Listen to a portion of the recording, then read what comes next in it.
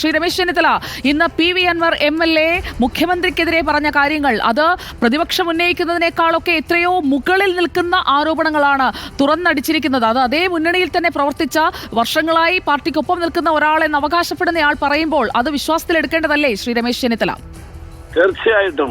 തീർച്ചയായിട്ടും കഴിഞ്ഞ 10 വർഷക്കാലമായി 8 വർഷക്കാലമായി ഇടതുമുന്നണിയുടെ MLA ആയിരിക്കുന്ന ആളാണ് ശ്രീ PV അൻവർ.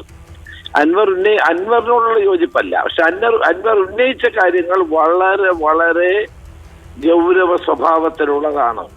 ഇത് 5 വർഷം പ്രതിപക്ഷ നേതാവായി ഞാനിരുന്നപ്പോൾ അന്ന് മുഖ്യമന്ത്രിയുടെ ഓഫീസ് അധോലോക കേന്ദ്രമാണെന്നും അവിടെ നടക്കുന്ന സ്വർണ്ണക്കള്ളക്കടത്ത് പോലെയുള്ള ഗുരുതരമായ രാജ്യദ്രോഹ പ്രവർത്തനങ്ങളാണെന്നും എല്ലാം വളരെ വിശദമായി ഞാൻ ചൂണ്ടിക്കാണിച്ചത് ഇപ്പോൾ ശരിയാണെന്ന് വന്നിരിക്കുന്നു.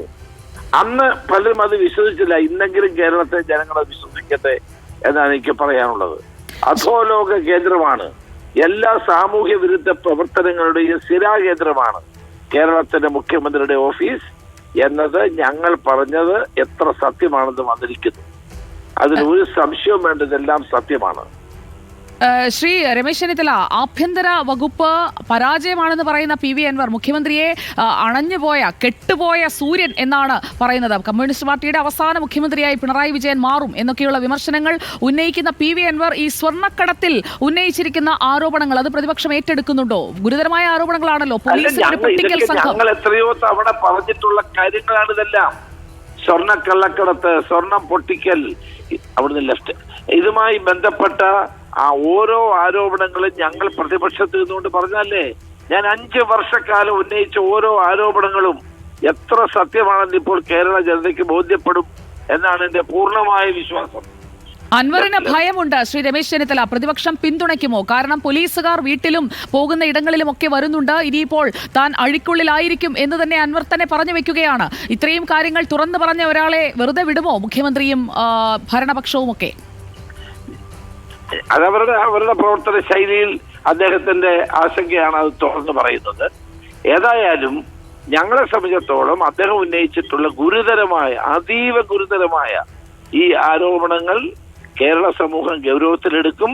ഇതേ സംബന്ധിച്ച് വലിയ ശക്തമായ അന്വേഷണത്തിലൂടെ മാത്രമേ വസ്തുതകൾ പുറത്തു വരൂ. അതിനു വേണ്ടിയിട്ടുള്ള നടപടികളുമായി ഞങ്ങൾ മുന്നോട്ട് പോകും. നിയമസഭാ സമ്മേളനത്തിലേക്ക് ഈ വിഷയങ്ങൾ കൊണ്ടുവരേണ്ടതല്ലേ? അത് താങ്കൾ സ്വാഭാവികമായി ഉന്നയിക്കപ്പെടുമല്ലോ. വളരെ നന്ദി ശ്രീ രമേശ് ചെന്നിത്തല പ്രതികരിച്ചതിന്.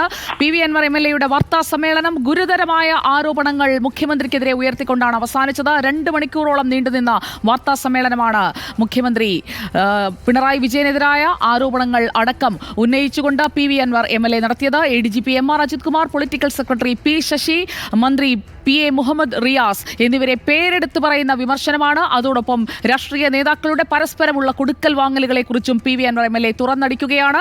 ഇനി വിശദമായ ഒരു പൊതുസമ്മേളനത്തിലേക്ക് കൂടി പോകുന്നു.